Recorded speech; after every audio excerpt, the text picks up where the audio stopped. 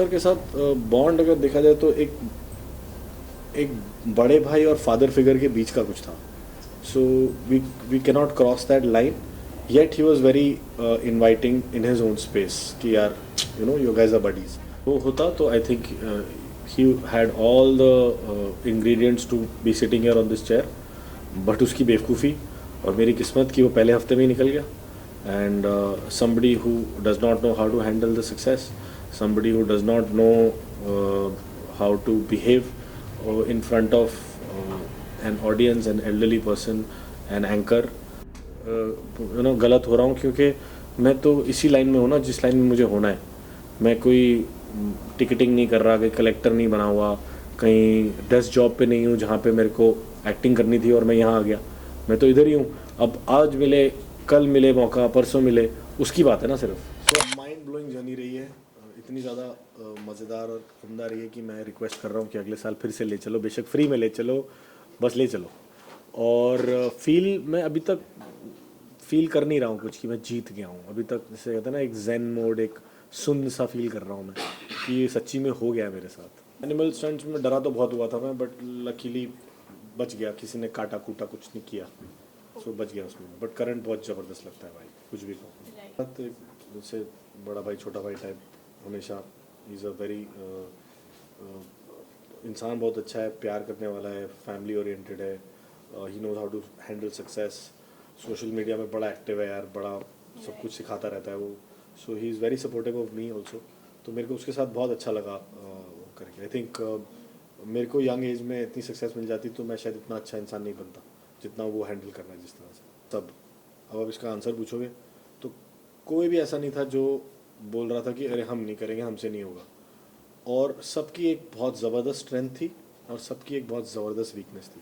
जैसे कि मेरे को एलिमिनेशन स्टंट में करंट दे देते तो मैं पहले हफ्ते में घर आ गया होता. वो लकीली ऐसा होता गया कि मेरे को ऐसे स्टंट मिलते गए विच वर माई फोटे. एंड जो मेरे सामने आता गया वो उसमें वीक था. So it just kind of help me that way. But otherwise सबके अपनी अपनी एक प्लस एंड माइनस था. And any buddy could have gotten this trophy. But I am lucky that I am sitting here and talking. Stunt के दौरान उनसे Rohit sir के साथ बॉन्ड अगर देखा जाए तो एक एक बड़े भाई और फादर फिगर के बीच का कुछ था. So we cannot cross that line. Yet he was very inviting in his own space कि यार you guys are buddies.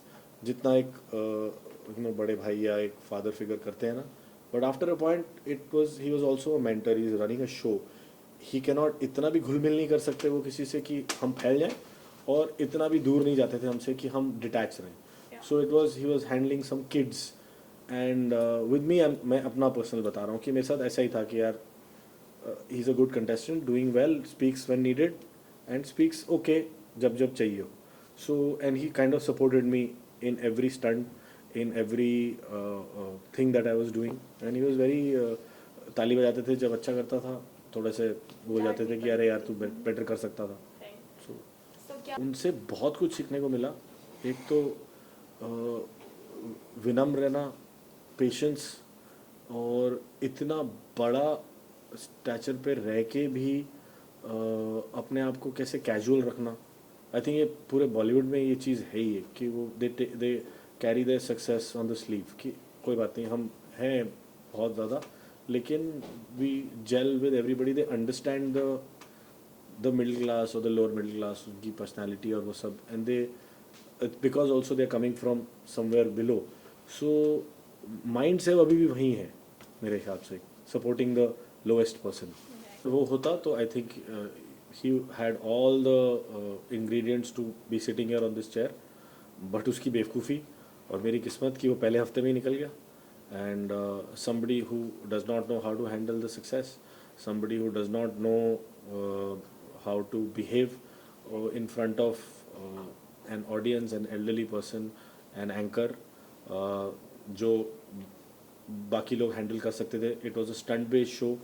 You had to perform a stunt to come up. तो वो उसको समझ नहीं आई चीज़ें. So bad luck for him. देखो, जो भी रियलिटी शो में जाऊंगा जीतते तो ट्रॉफी जाऊंगा, अब आदत लग गई है. तो आप होप करो कोई अच्छे रियलिटी शो में जाऊँ और एक और ट्रॉफी ले आऊँ, और फिर एक और, फिर एक और. मेरा life changing moment, I don't think एक बार कुछ रहा है, वो हर बार ऑन अ डेली बेसिस मेरी लाइफ चेंज होती है, डेली बेसिस में हारता हूँ, डेली बेसिस में जीतता हूँ। आई am more of a doer. तो कई लोग होते हैं ना जो थिंकर होते हैं, कई लोग डूअर्स होते हैं। तो जो थिंकर वाले होते हैं वो सोच रहे होते हैं कि अरे ये लाइफ में ये हुआ था। जो डूअर्स होते हैं वो बस कर रहे होते हैं। राइट। तो वो रेट्रोस्पेक्ट में जीते हैं लाइफ हमेशा कि अच्छा ये तब तक दूसरा स्टंट, तीसरा टास्क, चौथा, ये सब चलता रहता है। So I am more of the doing कि करते रहो, देखेंगे बाद में। एज दे से कि फेलियर अच्छा टीचर होता है, तो बस इतना फेलियर देखा हुआ है कि अब फ़र्क नहीं पड़ता। और मुझे लगता है कि मैं उसको फेलियर बोल के भी गलत हो रहा हूँ, क्योंकि मैं तो इसी लाइन में हूँ ना जिस लाइन में मुझे होना है। मैं कोई टिकटिंग नहीं कर रहा, कहीं कलेक्टर नहीं बना हुआ, कहीं डेस्क जॉब पे नहीं हूँ जहाँ पे मेरे को एक्टिंग करनी थी और मैं यहाँ आ गया। मैं तो इधर ही हूँ। अब आज मिले, कल मिले मौका, परसों मिले, उसकी बात है ना सिर्फ। So I was in the process. जैसे आप पढ़ाई कर रहे होते हो स्कूल में, तो थोड़ी ना ये बोलते हो कि फर्स्ट क्लास में हो यार, आप 12th में नहीं हो, मैं फेलियर हूँ। नहीं, आप जा रहे हो वहाँ तक। Right. So you are in the right lane. मेरे को विशाल जी के साथ काम करने का बहुत मन है। Vishal Bhardwaj, okay. Anurag Kashyap, TV producers भी बहुत सारे हैं। सुधीर जी हैं, राजन जी हैं, ऑफकोर्स उनके साथ कर भी चुका हूँ मैं। और वैभव ऑफकोर्स सबने अभी किया है, and we are also hoping कि कुछ और होगा अच्छा। बहुत सारे लोग हैं ऐसे who are wanting to tell good stories, and I am wanting to be part of all of them. Thank you so much fans, आपने इतना सपोर्ट किया है। बस अपना आशीर्वाद बनाए रखें ऐसे ही, और मैं 3, 2, 1 ऐसे ही स्टंट करता रहूँगा।